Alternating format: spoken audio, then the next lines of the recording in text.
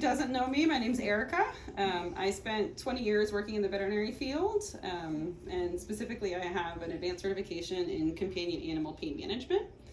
So I spent many years working in rehab, which is like the veterinary equivalent of like physical therapy meets occupational therapy meets alternative pain management.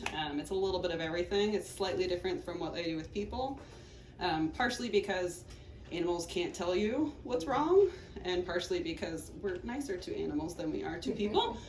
So there's more modalities available for them, and we don't have to rely on insurance. So do we have an official diagnosis of CH? It's an understanding that it's likely CH.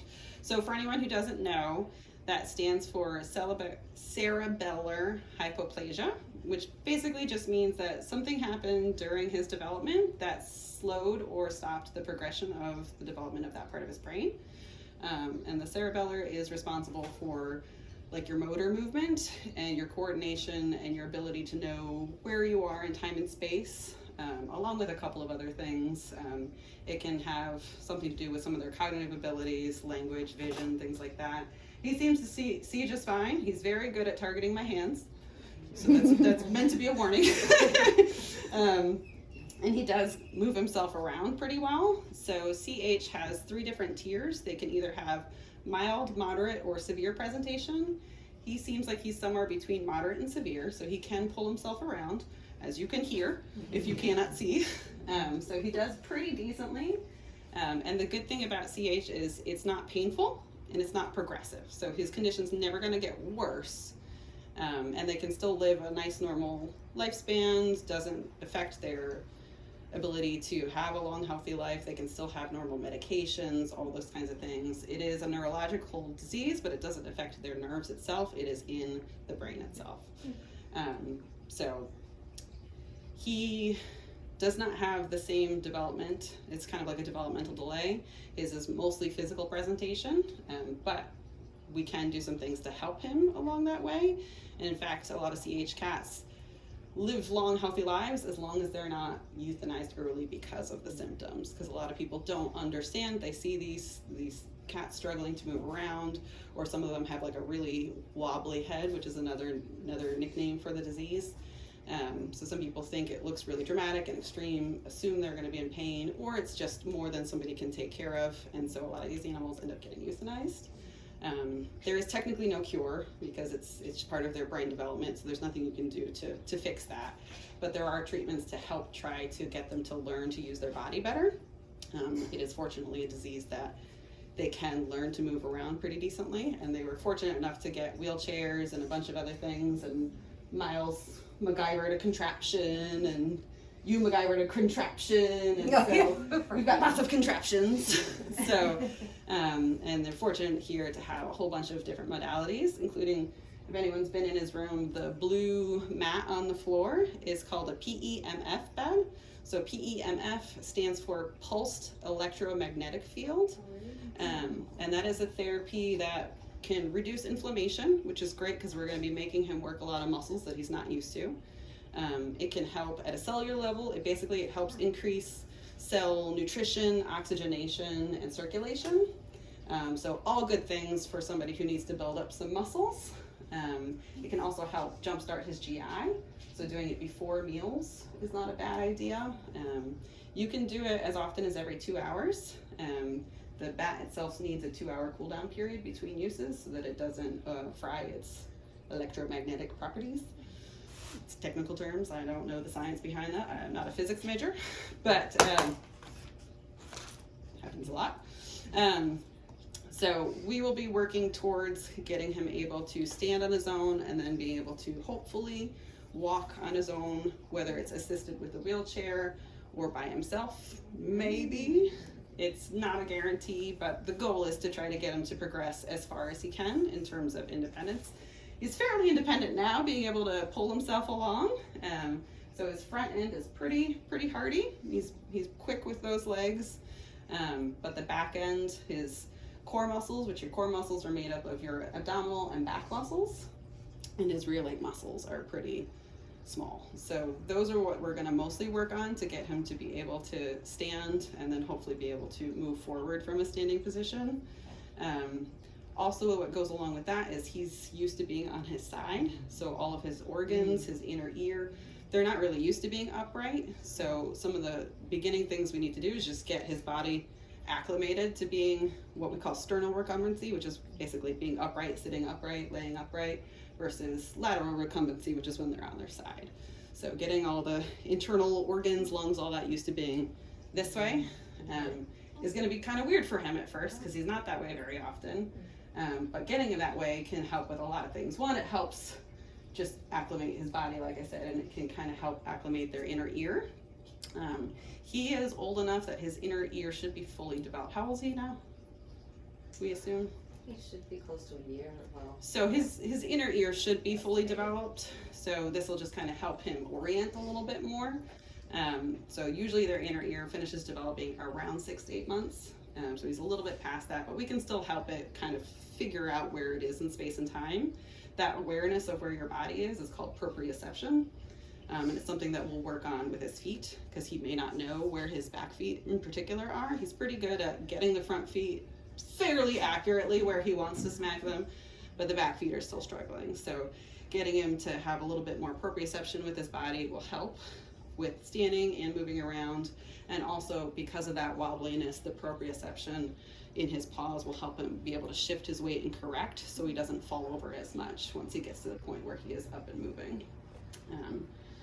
So in an effort to get him that way, propping him upright or bolstering him. Bolstering just means you're going to use things to have him be upright on his own, which is good for two reasons. One, it'll give him a little bit of wobble, so he'll have to start using some of those core muscles to correct, but also it's just a little bit less body handling for him, which, you know, you've all worked with cats. They don't really love body handling, so a large part of the beginning of this is just going to get him used to being touched, because, you know, they don't really love it, and he thinks you want to play with him, and he wants to play like you're a fellow kitten, where they can actually roughhouse with each other.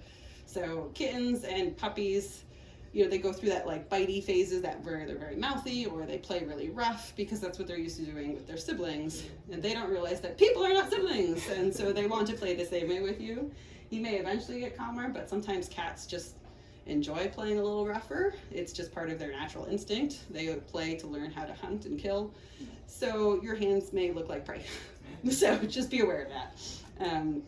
But trying to get them used to it in short, frequent bursts will help, which is where volunteers will be amazing because y'all are busy. So you got 3 houses to work on. You got a lot going on. So there are a lot of animals here, and he's going to take up a lot of time. So some of the easy things you can do is either bolstering upright or even just holding him in your arms so that his chest and head are a little bit elevated above his abdomen, particularly after meals. That will help with digestion. It'll help things kind of start moving in the right way. And if he gets more regular digestion, hopefully he'll have less diarrhea. Maybe not, because he's probably going to get churros, but it's okay. I always call them churros. They're true roots. I want them to be churros because I want churros. They're not. But they work pretty well. He's pretty good.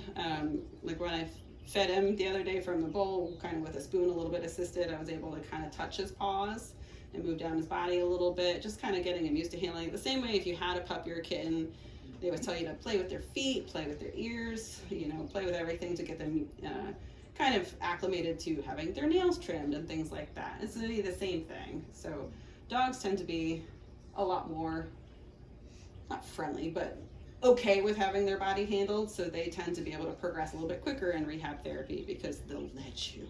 So you can have a much longer session with them. Cats, you might get a few minutes and then they're done. You're not going to get like 20 minutes to an hour out of a cat. So right now we may get like 1 to 3 minutes, but hopefully we can trick him and have him not realize that he's getting worked with, because a lot of the stuff you guys can do is just play. And then I'll show you some more of the more in-depth exercises and stretches. And these are just the foundational ones that we're starting with. As he progresses, we'll add more and more on. So I'm assuming at that point, either we'll do some videos or do another session like this, depending on how things go and how he progresses. But For the starters, bolstering him upright or holding him upright so that he can get used to having his body in that position. He also gets fed in a sling. He has a wheelchair that we're starting to acclimate him to. All those things will help him get used to being upright. The important thing is keep them short and keep it positive, especially the wheelchair or the feeding. I mean, the feeding, you're feeding him in the sling, so that's already going to be positive because he's very food motivated.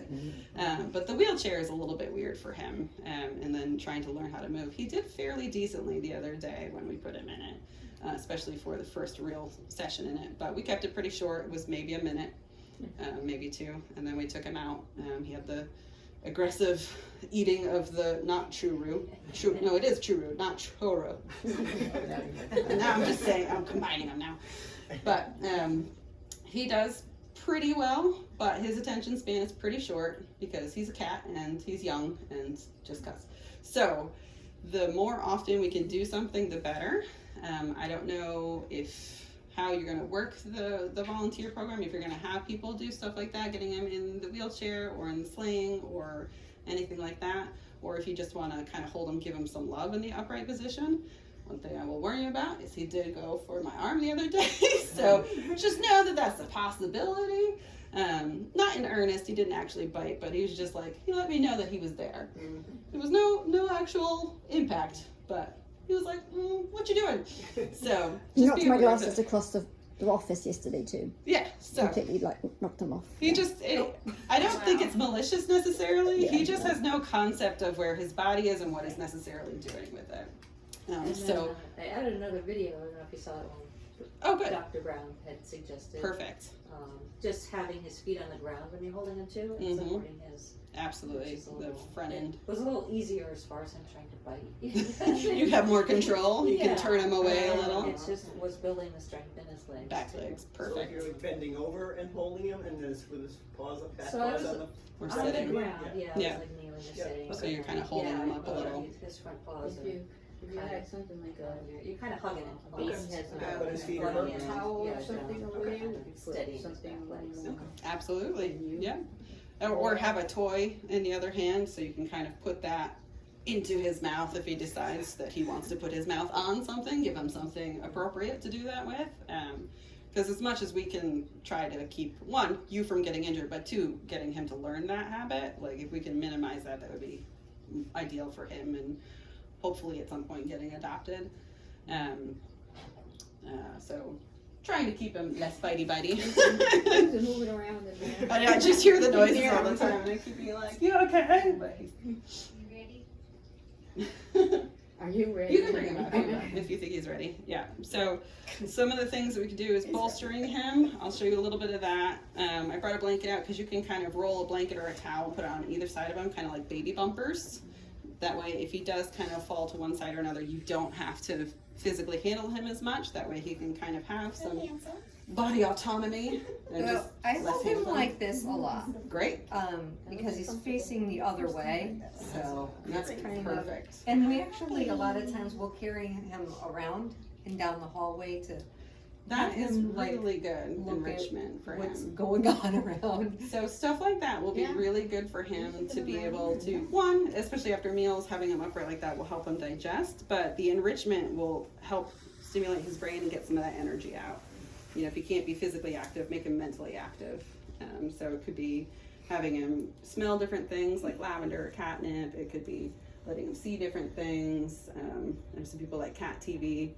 He may wobble into it, knock it over, so I don't know if that'll work for him, but just walking him around or letting him look out the windows or taking him into the outdoor enclosure or anything like that would be good Yeah. for him.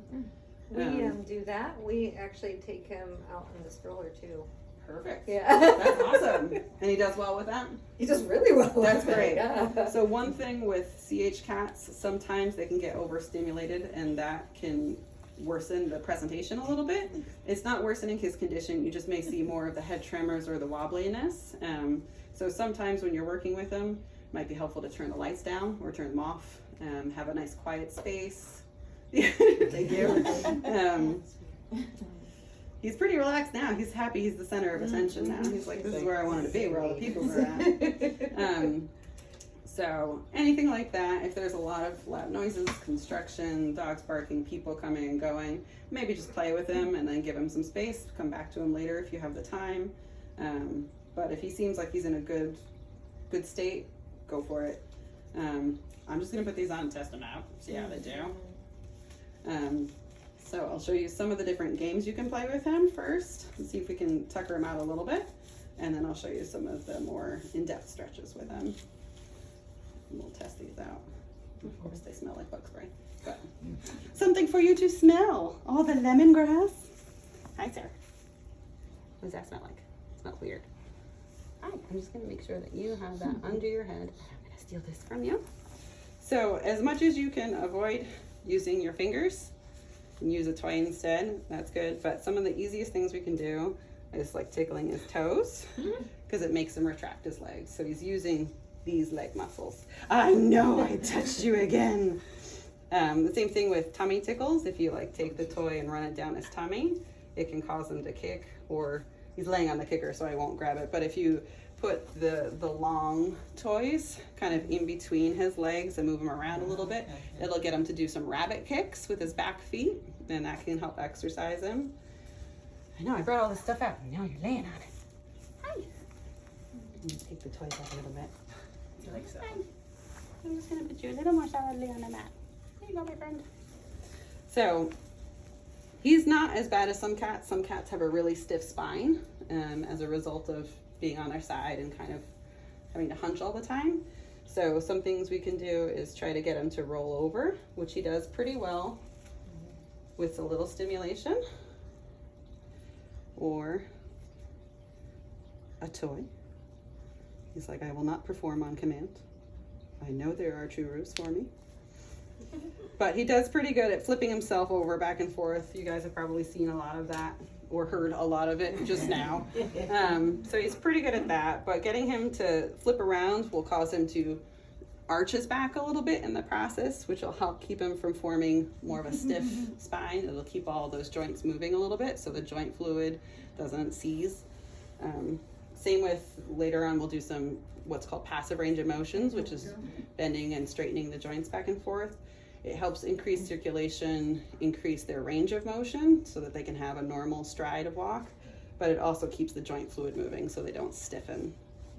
Hi, can I tickle your tummy? Yes, tickle your toes. There you go. So anything like that to get him to turn around.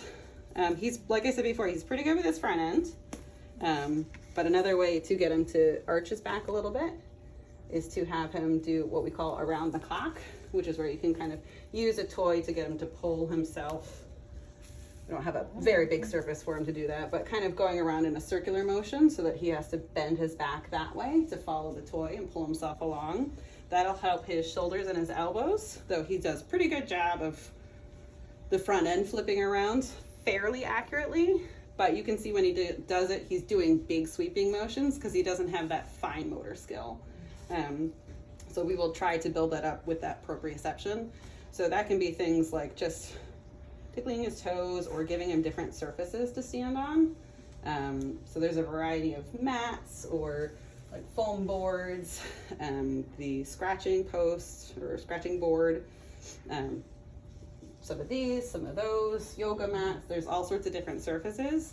I even brought in one of the little purple balance balls that you can put his back feet on, especially when he's like in the feeding sling. You put that on there, it's got little nubbins on it, and so it kind of stimulates it. Feels weird for them, and so they do a lot of this at first, but this is still moving those back legs, so it's still not a bad thing. Hi. I know, I started playing with you and then I stopped. You're like, quit talking, lady. Yes. You're doing so good. I feel more confident than I should with these gloves on.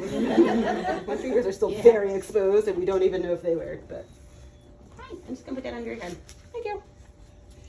So I brought this board in specifically for the feeding trough.